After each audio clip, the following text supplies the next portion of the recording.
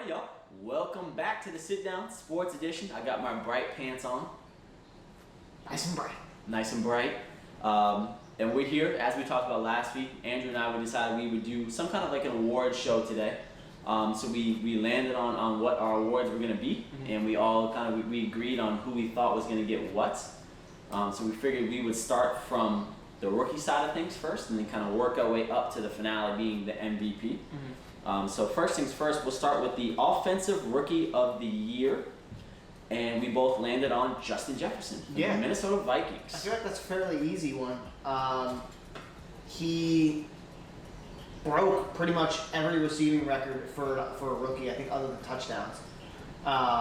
Which, I mean, you can't really ask for much more than that. He did get a lot of targets, but to be a focal point of an offense for your rookie year and to put up those kind of numbers. To break Randy Moss's single season record. Right, exactly. You know. The sky's the limit for this kid now. So, Offensive Rookie of the Year. I was even thinking regular Rookie of the Year, but he had some stiff competition. We'll get to that. Yeah, but he did. He really showed out, and I mean, I'm really excited to see where his career goes. You know, and when you look at Justin Jefferson, you know, he was the epitome of a big time player making big time plays when you need it the most. You know, you look at all the Vikings' big wins. You know, he was an integral part of those game-winning drives or reasons why they won the game. He never hurt his team or made any boneheaded plays. You know, if you look at his 2020 receiving stats, he had 88 receptions, which is tied for 15th in the league, on 125 targets. He had 1,400 yards, which was 4th in the entire National Football League. So think, as a rookie, 15th in receptions, 4th in receiving yards. Yep. He had an average of 15.9 yards per catch, which was 9th in the league, with the likes of people like Travis Kelce, Stephon Diggs, Tyreek Hill. Right. You know, as a rookie, this kid's 21 years old. You know, he had 7 touchdowns. He had a long of 71 yards, and he only had 1 fumble. So he's the whole year. He's a top 10 receiver as a rookie, not to mention all the records he broke. Correct, and you can't not give him an award. Low turnovers, 1 turnover the whole year. You know, on 125 targets. That's good. That's good. So that means that when he's dropping passes, he's not dropping passes in a way where he's tipping them up in the air, like you see a lot in the NFL. Sure. You know, he's fairly sure-handed. You know, and I like that average per catch. You know, almost 16 yards a catch. He's an instant first down. Yeah. That's pretty big. Correct. Right. And having him on my fantasy team, recognizing that maybe in like the first half, because the Vikings were a run-dominant team. Right. They would run the ball first and then see what happens. His time was always in that second half of the game. Late third, fourth quarter, that's when he get all of his touches, because Kirk Cousins needs to make a play downfield. Who's he looking for? He's either looking for Adam Thielen or Justin Jefferson. Correct. And you look at him too, you know, it wasn't like he was on a team that didn't have any talent. No. He had Adam Thielen on the other side of the field. Right. He had Dalvin Cook in the backfield. And to still be trusted with those touches. Right. And with that amount of yardage. And especially a run-dominant offense. Right. You know, where throwing the ball wasn't necessarily the first option. You know, for him to still put up those kinds of yards, it's a big deal. That's huge. Big deal. And I'm curious, like you said, sky's the limit for him. You know, I don't see how we can go any place but up. And again, especially because, like we had said, it wasn't like he was on a team that didn't have talent. Right. You know, sometimes you'll see people that they're the only person on the field that has any talent, so they'll get 150 targets on 120 receptions, right? It wasn't like that for him. Right. You know, so that was impressive to me. But let's swing over now. Let's go to the defensive side of the ball, to our Defensive Rookie of the Year. And we both went with Chase Young. Again, I feel like this was another no-brainer. You know, you look at this guy, he was just an absolute stud. You know, he 32 solo tackles, which wasn't that impressive, but he's not there to do that, right? So he had 32 solo tackles, he had 44 total tackles on the year, and he had 12 assisted tackles. He had 7.5 sacks, which was tied for 26, but that's okay though. But I think the thing that really sticks out with him is those forced fumbles. He had 4 forced fumbles, which was 3rd in the league. That's big. Yeah. Somebody that can get pressure to the quarterback, get tackles for loss, and create turnovers at the same time, that's a big deal. Absolutely. That's a big deal. And one thing with him which doesn't give him credit for is they don't count strip sacks as sacks. Right? They don't combine those two things. So they don't count strip sack fumbles. They do something as to where it's either only a sack or it's only a forced fumble. They don't count them as both, which is crazy. They should. right? So he probably, in theory, either had more forced fumbles or more sacks than he was actually given credit for. Sure. And if you look at the guy, he was just a stud. You don't go towards him, and you always have to shade pressure over that way, and especially on a team like his where that whole defensive line was just freaks of nature. I think that might have helped him, but at the same time, he helped them too, right? Because he was forcing pressure. He was forcing extra coverage towards his side of the ball, which then gave people like Sweat, which then gave people like, the other pass rusher on the edge rusher on the right side. Can't remember his name, but pretty much he was getting extra coverage, right? Yeah.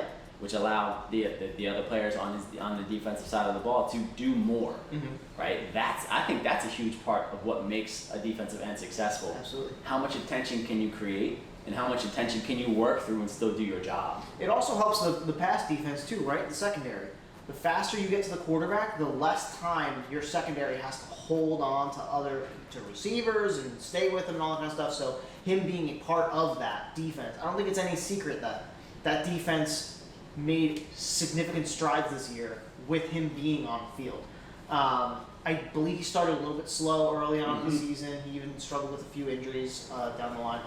One or two. Game 3 or 4, he was battling injury, But then he came out towards the tail end of that season. Most of his sacks were that second half of the season where he really started coming into his own, making his presence known. Right.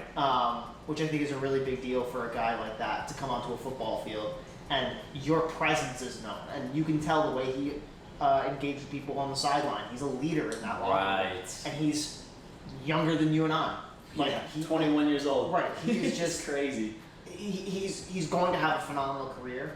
Very excited to see, again, where he goes next, how he progresses. Is he going to be more of a pass rush type? Is he going to try and get after that quarterback like a Von Miller or like a Khalil Mack? Or is he going to be like one of those stuffers like an Aaron Donald? Or is he going to be like a J.J. Watt? Like, how is his presence going to evolve on the field? I'm excited to see how it goes. Yeah, and that's what's so interesting, because I think the good thing about Chase Young is that you kind of already know what to expect out of him at such a young age, right? In his rookie season, you can expect, okay, he's going to pressure the quarterback. We know that he's going to force some things to happen quicker than they should. Yep. Therefore, like you had said, giving our secondary, giving our linebackers opportunities to make things happen. Right.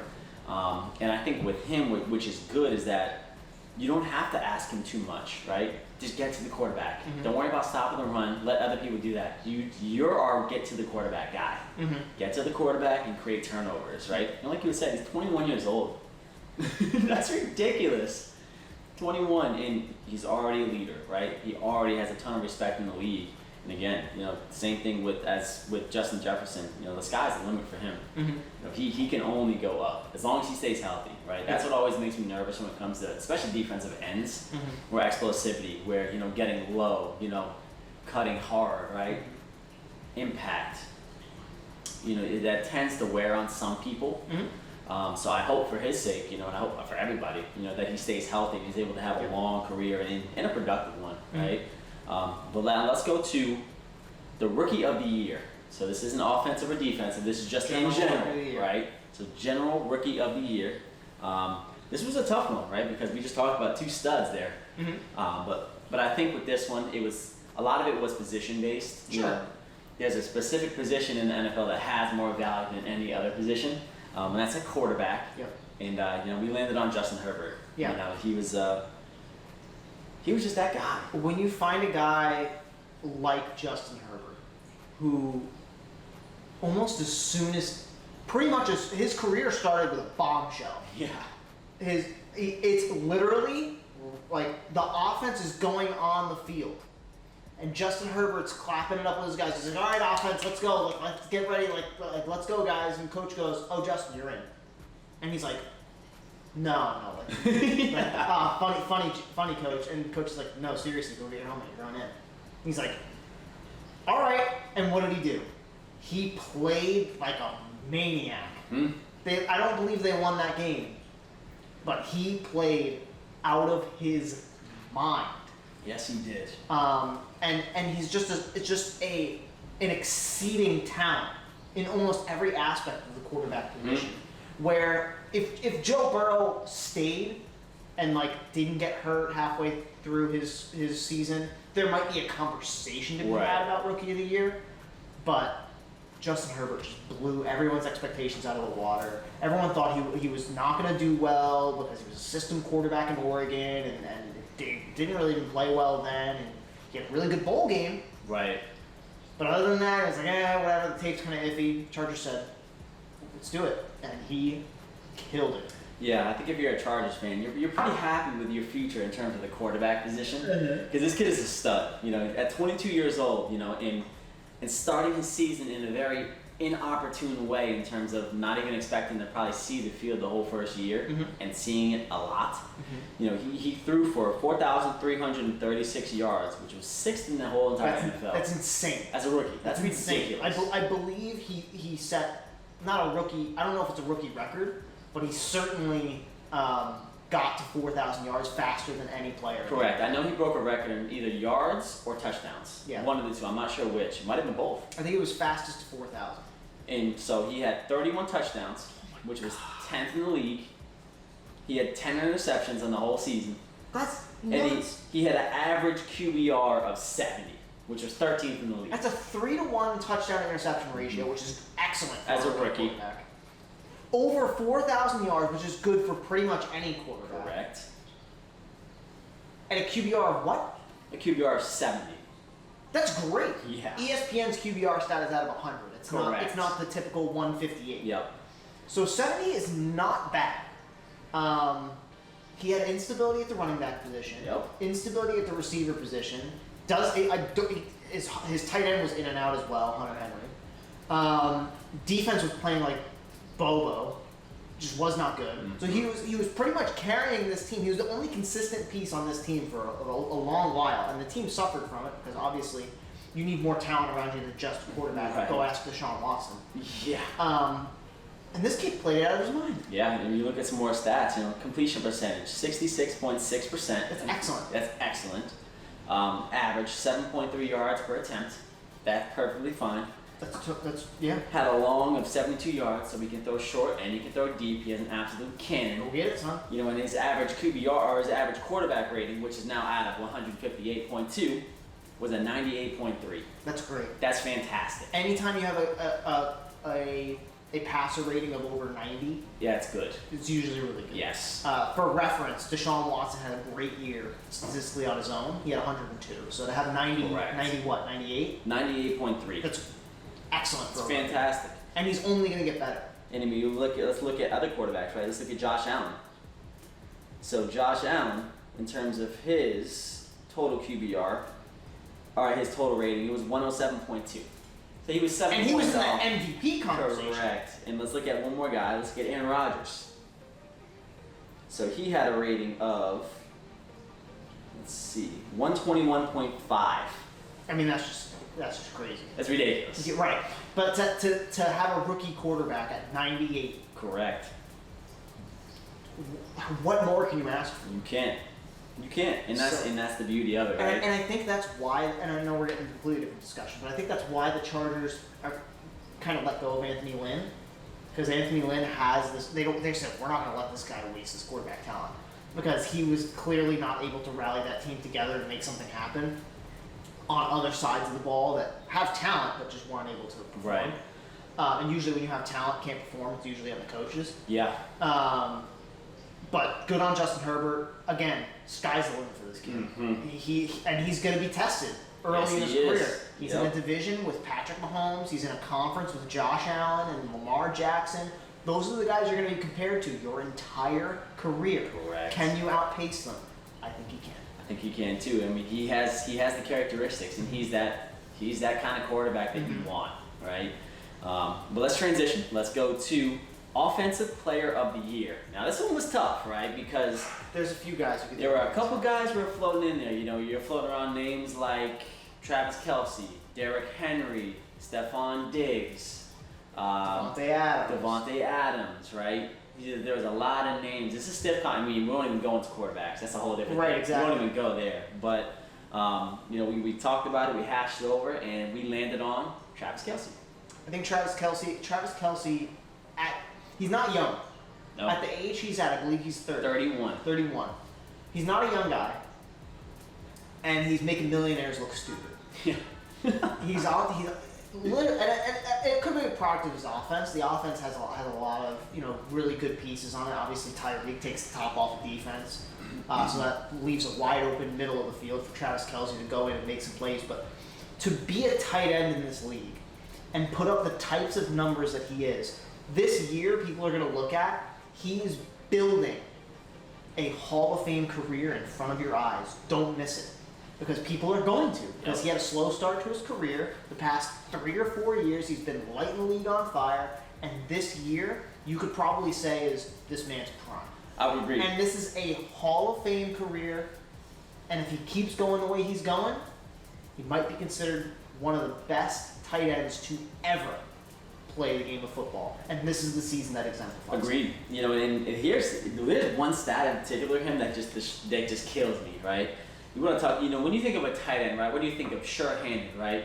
A sure first down, right? I think of a Gronkowski type, right? You can put the ball anywhere and they're going to go get that, right? Very wide range. Correct. And dependable, right? Let's look at Travis Kelce. He had 105 receptions, which was 5th in the league total. And I'm not talking just tight ends. Right. Wide receivers as well. He's getting volume. 5th in the league in total receptions. He got targeted 145 times as a tight end. So that means on 145 targets, he dropped 40 passes.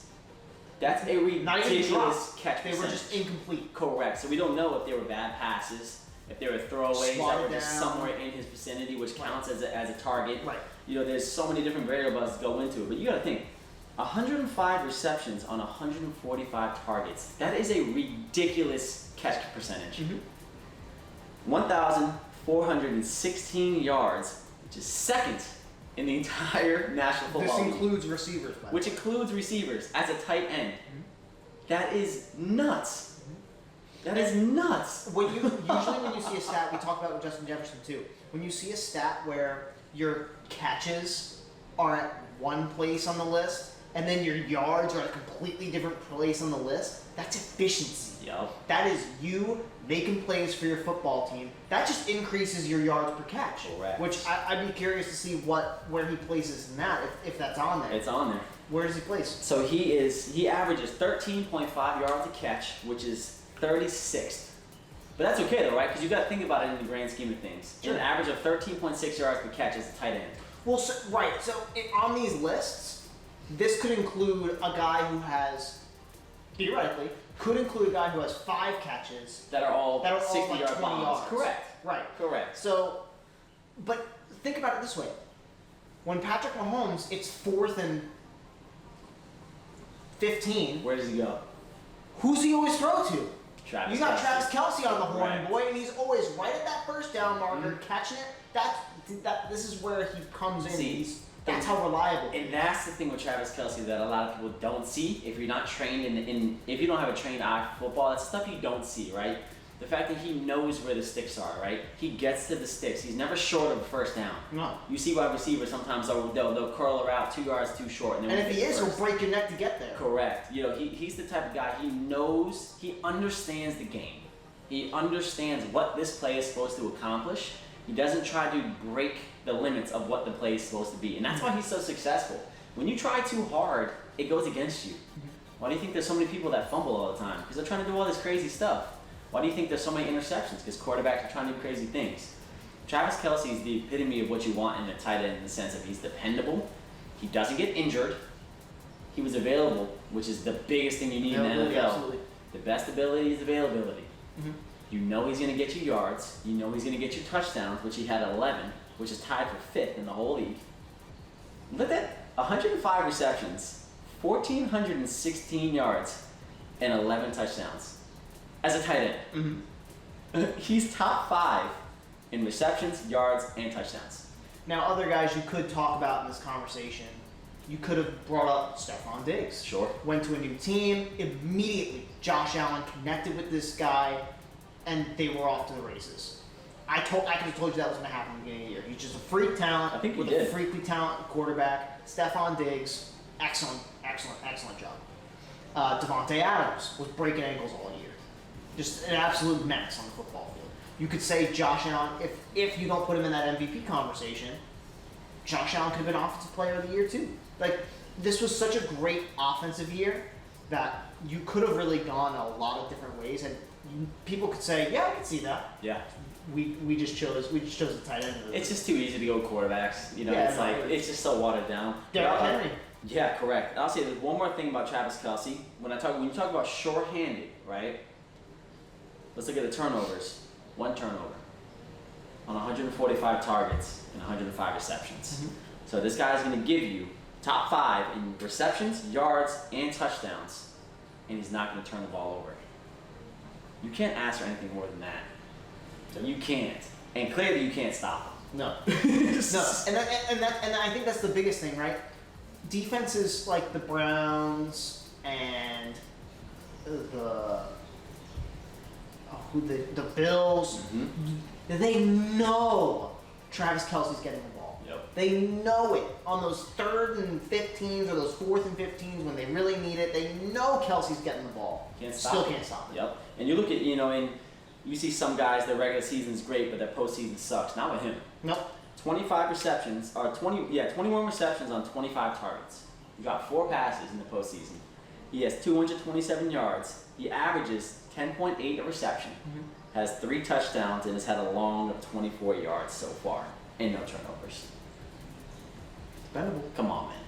Good luck, Tampa. Good luck, Tampa. Your linebackers better be ready. That's it. They better. But let's switch over now. Let's transition over to Defensive Player of the Year. This one did not feel as close. This one didn't feel as competitive. There's a few other guys I feel like you could throw into this mix that I feel like there's an argument to be made, but When you think about defense, who's the guy? it's Aaron Donald. It's Aaron Donald. And this was a no-brainer. Let's just run through it real quick here. He's 29 years old. He's already been Defensive Player of the Year once. Yeah. Probably going to repeat this year as well. He had 27 solo tackles. He had 18 assisted tackles and 45 total tackles. He had 13 and a half sacks, Jeez. which is tied for 2nd in the league. He had 4 forced fumbles, which was tied for 3rd in the league with the likes of a Chase Young. Mhm. He had, let's see, that's really it, but that's ridiculous, bro. Oh, one more stat. In terms of total pressure applied throughout the season, I saw this on Pro Football Focus. Okay. He was That's a lot. 2nd behind the likes of, I believe, Montez Sweat Okay. in terms of total pressure on the quarterback, and it was 98 forced pressures on the quarterback in the season as a nose tackle. Mhm. And he's 1st in the league in terms of defensive efficiency in terms of winning against double teams. Right. That is ridiculous. So see, and that's where I was going with that. So my only other argument for Defensive Player of the Year is probably T.J. Watt, because I believe he led the league in sacks and He did. and was just crazy off the edge. Like just so much fun to watch. Every single player like T.J. can get a sack. But you have to think about the overall impact that one single player has on an offensive line, or an offense in general. You can look at corner. All right, he shuts down one receiver and then it's over. We'll just throw to somebody else. Whatever. He gets picks. That's a big deal. Right. But oftentimes when they're guys that aren't known, you throw their way, ball ends up in their lap. Correct. T.J. Watt gets a lot of one-on-ones because that defense was crazy. Got a lot of sacks. Aaron Donald is destroying double teams. He makes you double team him. So that automatically changes an entire offensive scheme because of one guy. Yep. He has 13 and a half sacks. So he's still getting sacks. Correct. 2nd in the league in quarterback pressures. And you want to know why he doesn't have as many tackles as the next guy? Because they're not running at him. Nope. Yeah, Stay away from Aaron right. Donald, my Yep. guys. Also, you have to think, as a D tackle, people aren't running the ball as much anymore. Nope. So if the ball comes your way, And definitely not in between the tackles. It's Right. a sideline league now. exactly. No one's really bumming it up the middle of the Nope. field. And oftentimes, if you do, he gets a hand on him, Correct. slows And him you- down, someone else finishes. And you're not the doing it tackle. against that guy. Right, exactly. So when people love to stat watch, right? But when you watch a football game with the Los Angeles It Rams, just jumps off the screen. it's It's undeniable. stupid. Against the Cowboys, that one game where he was throwing around grown men. Come on, dude. Yeah. It's undisputable that he is the best defensive player in the NFL, and it's not even close. I agree, and that's the thing too. You hear this all the time on when Skip Bayless and Shannon Sharp talk. The eye test, the eye test. That's a dude that just jumps off the screen. Anytime you watch, you know where he's located, and he's always gonna make his presence known. And he's just ridiculous. He's ridiculous, and that's the big thing for me. The efficiency of beating double teams. So not only is he good enough to demand double teams, he's even better to beat double teams. He's first in efficiency in terms of beating double teams. That's bench press He's right there. second in the league in quarterback pressures, going against double teams. Nonetheless, most of the game. From up the middle. Correct. Against those guys in the middle are the bigger, stronger boys. Correct. The guys on the outside are the agile ones. And you look at this guy, he's 6'1", 280. That's not your prototypical defensive lineman. Yeah, but he's like 100% muscle. He's a monster. he's a freight train. And again, he's 29 years old. He's young. He's still probably got probably 6 or 5 more years 5 or left in 6 the years, league. yeah, at that position, yeah. That's nuts. And the thing with him, he's only gotten better. He has not gotten worse since he's been in the NFL. No. He's only progressed. Yep. And if you're progressing from 5 to 6 or 4 to 5 in terms of years played, Right. that's a good sign. It's one of those things where, again, this is a guy who's building a Hall of Fame career in front of him. Same thing as Travis Kelce. And this guy this is the year. This is his prime year where the Rams, if they don't get it right soon, which they just did a lot of stuff to make sure they get it right, they're going to waste his prime. They don't want to do that. They don't want to waste the prime of a Hall of Fame career. Don't where waste a the guy's prime going to of be that considered defense. one of the best defensive tackles to ever play this game. And you just watched it this year. When you're getting compared to the likes of a Warren Sapp, that is really, really, really high I think I'd praise. take Aaron Donald over Warren Sapp. We will have to see, because Warren Sapp, Oh, he was a monster. he revolutionized that position. Absolutely. The reason the defensive tackle position is the way it is. It's because of Warren Sapp, correct. But just to even be in that conversation, my God, it's ridiculous. But let's transition now. And now we're getting to the fun ones here. These are the interesting ones, right? So next we're going to go with Comeback Player of the Year. I think if anybody watched football this season, I think everybody knows where this one is going. This really was kind of a no-brainer. I know me and Andrew, we had kind of talked about how we felt about it when we saw it. We actually were watching together when he went into the game for the first time. We were at Mike's house. And we're talking about Alex Smith. It's kind of emotional, right? It is. He was close to his life being taken because of an infection in his leg after surgery, and probably one of the most long, grueling recovery processes I've ever seen. Coming off a football field, very close, similar to like Teddy Bridgewater, who was out for almost 2 years. Right. Goes out onto the field. His wife's got their hands over. Yeah, they're- looks like she's They're scared. not scared out of their minds, Yeah. right? And as soon as he got on the football field, Washington football team started winning. Yep. Was he the most talented quarterback on the field? Absolutely No, not. probably not in any of the games No. he was in. But is he a leader? Is he a game manager like no other? And did he use his tools that he had around him to succeed and play well? Absolutely. That team, he was 5-0 starting in the regular season when he was on the field. Yeah. Unfortunately, towards the tail end, I think he only played he only played 5 games, but he was sidelined with a calf injury because he was favoring that leg. Correct. And that's the kind of thing that happens. Obviously you know. But watching him play was an experience that's like you recognize that people take things for granted, and this guy was not going to do that. Yeah. He said, "I'm going to give it my all right now." He might not play quarterback again. He might be a backup somewhere. He might be doing something, but this year meant a lot to a lot of people, especially if you've been following Alex Smith since he was with San Francisco. Correct. And that's the big thing, right? It's not about statistics. It's not about any of that with this guy.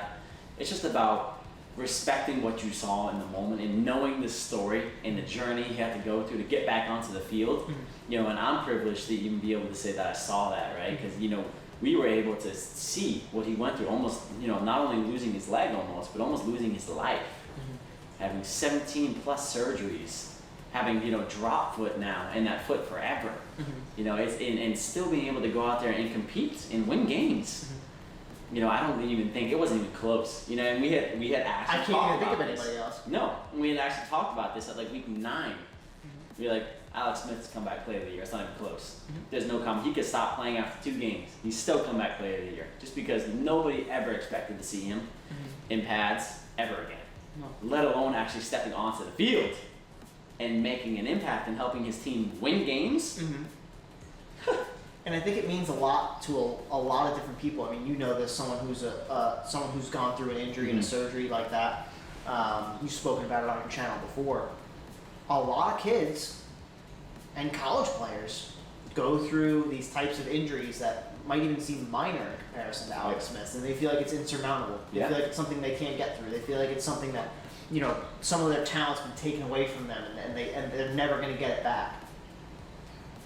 If Alex Smith can do it, you can do it too. Correct, and that's what's so cool. That's the feel-good kind of takeaway message from this whole thing. If he can do it, we all can, right? And that's not just about sports; it's about life. It's so cool to see that, because he's one of those guys you can pull from. If you're inspired by that stuff and say, hey, he did that going against this stuff, I can do it going against this, right? And I love it, bro. I love to see it. It's such a feel-good story, and I just hope he stays healthy, and I hope he just walks away, into the sunset, because he's earned that, right? Yeah. I think he's done everything he can do at this point. So I just hope he stays healthy and he can go enjoy his kids and his wife and his life, and hey, Alex Smith, I'll tell you what, dude, if you're thinking about work after this, dude, go be an inspirational speaker, bro. That's or it. Go talk to kids. You got a story, man. Yes, go share your story, and if you want to come on the show, I'll hit you up, brother. Instagram. Let's get it. Get you on the show, big fella. But seats warm. hey, come on now. We've got to have Andrew here too. But let's transition now. Let's go to most improved player. Now this one is interesting, right? Because this can go a lot of different ways, right? Now we're talking linemen. Are we talking defensive backs? There's really, with some of these awards, it's really kind of limited to certain people. Sure. When it comes to most improved player, it can really kind of go anywhere. Yeah. And when I was sitting down thinking about it, and we were kind of collaborating together, we kept kind of coming back to one name, one guy who really kind of blew us away this year in ways we didn't expect. And it showed not only in the regular season, but in the postseason too. And his ability to produce and kind of be that gunslinger you like to refer to him as. I didn't really feel like there was any kind of conversation to be had. We landed on Josh Allen. Yeah, Josh Allen. When you look at Josh Allen's career, let's take a look back to his rookie season. 10 touchdown passes. Okay, modest. He had some accuracy issues, threw a lot of picks. Bill stuck with him. Sean McDermott, not going to give up on his guy. Next season, last year, 20 touchdowns. Snap, here we go. He's starting to come into his own. All right, well, Bills made the playoffs, one and done exit, no big deal. Comes in this year, 40 touchdowns. I joked about it last week. Next year's going to have 80. He's been doubling it every year. When you go from 20 to 40 touchdowns, you limit those interceptions. You go for how many yards? We went for 4,544 yards, which was 5th in the NFL. 4,500 yards. 40 what touchdowns? He had 37 touchdowns, according to ESPN. Okay. According to ESPN. Okay. 40, 37. If you include rushing touchdowns, I believe he's somewhere in the probably over 40. Yeah. Probably over 40, which is an important part of his game because he is the second. I believe he's the second best rushing quarterback in the NFL. You got Lamar Jackson, Josh Allen. Statistically, he's the second best rushing quarterback in the NFL. I don't know about that. Kyler's good. Russell's good. Statistically, Josh Allen's the second best rushing quarterback in the NFL. Patrick Mahomes. Mahomes is an escape artist. He's not a rusher. I would say, we're talking about rusher. Cam Newton. I mean, no, I don't mean a running back. I mean a quarterback playing running back. But no, I get what you're saying. No, he was very effective. He's multifaceted quarterback who can get you a first down anytime you ask. Yeah. Granted, he got given a really good weapon this year, which is probably why he had that big improvement. No right? doubt. But the offense is humming when he's on the field. The team is instantly a Super Bowl contender now that he is playing at a high level. Correct.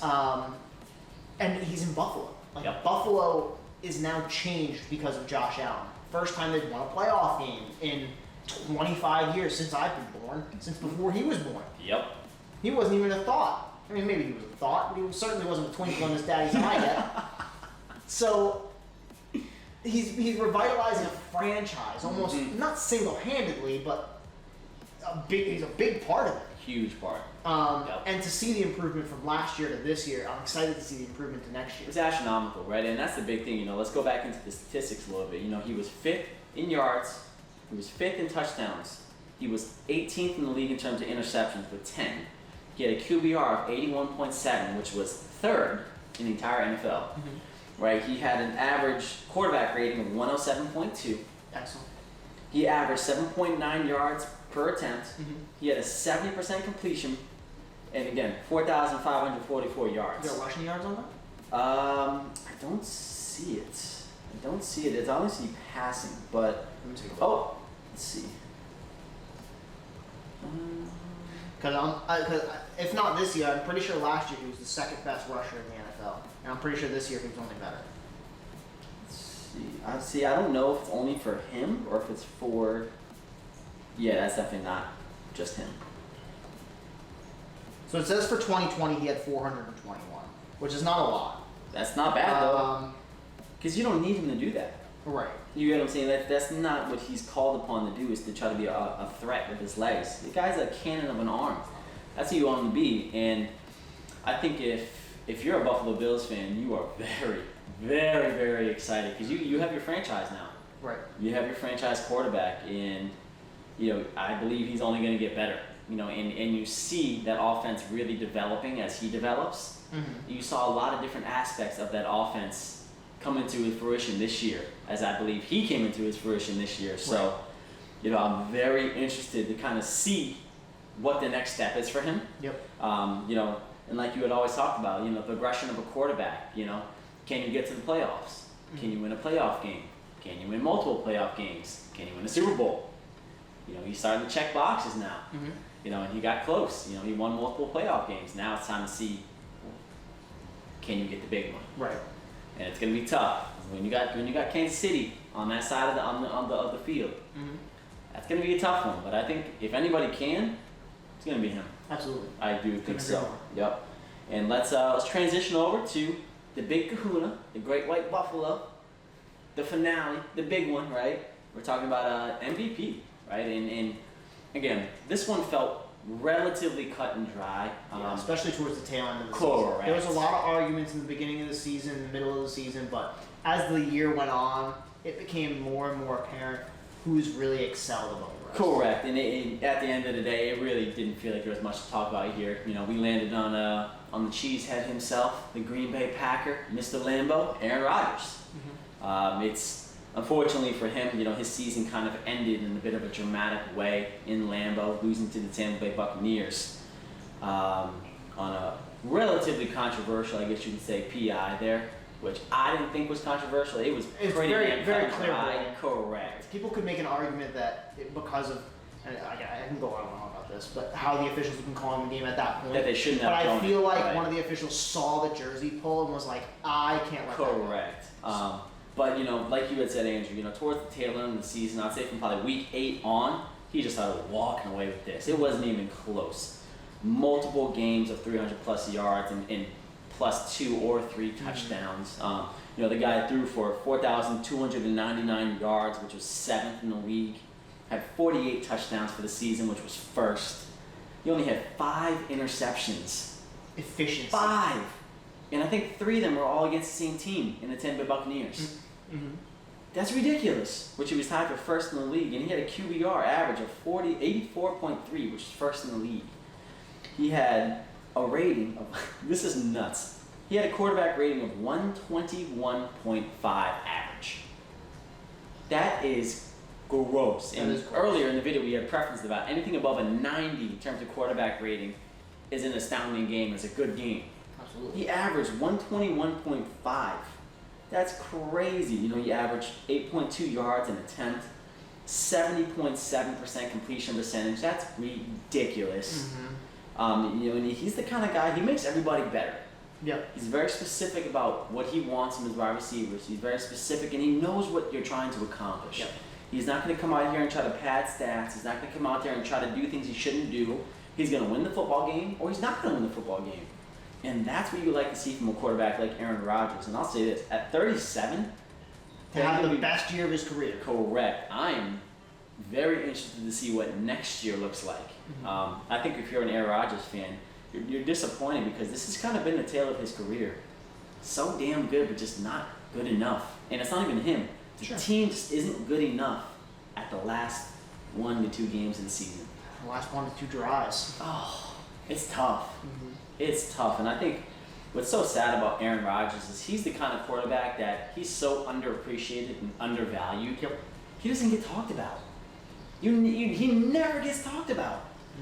And I think part of it is because he played in Green Bay, which Sure. is not a huge Not a big market. Right. He's kind of, him and Brett Favre kind of put Green Bay more on the Yeah. map in recent years, right? Correct. Before Brett Favre, like no one's really talking about Green No. Bay since Super Bowl 1 and 2. Right. And it's, he has just been so damn good for so long. And he deserved this one. He definitely deserved this one. Absolutely. I think this is pretty much cut and dry. I don't know who else you could even bring up in the conversation. I mean, Right. if you were running on, just because he's a quarterback, well, you could say, all right, well, Derrick Henry, he's a guy. Anytime a running back goes over 2,000 yards, you got to put him in the MVP conversation at least a little bit, right? And if Aaron Rodgers didn't have the year that he had, I think Derrick Henry would be the MVP. But to have the passer rating that he had, to have the touchdown to interception ratio that he had, it's like 10 to 1. Yeah, it's Which ridiculous. is absolute insanity.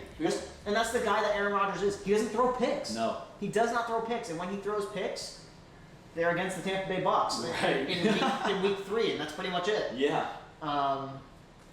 It's just an absolute menace on the he's- field. he's- And I'm excited to see if some of the off-season things that are going to happen in Green Bay, like they're not going to keep Aaron Jones. I think he's going to end up getting shipped because they're not going to want to pay him that much.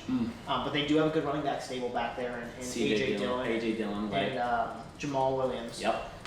So see what happens. The guys on the defensive side of the ball, they played well this year, so some of them earned contracts on other teams. Like Yeah. they can't keep everybody on a team that Nope. good. So we'll see what happens. I'm excited to see him play in Green Bay though. Yeah, I am too, and I hope for his sake, he's the kind of guy you started your career in Green Bay and you ended in Green Bay. He just feels like one of those guys where I can't see him in another jersey. It's just that. I said it about Tom Brady and Peyton Manning too, though. Yeah, and that's kind of the trend you see. And unfortunately for Aaron Rodgers, I don't see him winning a championship in Green Bay. I don't see him winning another I think it would one. have to be in like one of those Tom Brady, Peyton Manning type Yeah, years when where you he just goes go into somewhere the else. perfect situation and you just pick, catch a stride. But See what happens in Green Bay. Yeah. They like Jordan Love over there, and Aaron Rodgers likes Green Bay. But like he said in all of his interviews, the future's uncertain. it's out of my control. Yep. I would love to stay in Green Bay, but it's very apparent that probably won't happen. But it is what it is. Yeah, which is shocking. Which is You'd be shocking. surprised what people will do when they want to get credit for themselves. Yeah. That is look at Houston. Oh my God, we won't even go there. Let that man go. Yeah. Free my man Deshaun. Yeah, free my man Deshaun. But alright, y'all, that was it. That was the award show. I hope you guys enjoyed it. That was fun. I We'll like see that. how ours compare to the NFL honors on Yeah. Saturday night. Correct. We'll see how we stack up to the NFL honors, and let's see where they landed compared to where we landed. Yeah. But we're gonna come back to you guys on Thursday, where we're gonna give our Super Bowl predictions. Yeah. And we're gonna go into some depth, and this is gonna be Ooh, fun. I'm excited This about is gonna this be one. really, really fun. I'm excited for this as well. But alrighty, y'all. Until Thursday, we will see you guys later.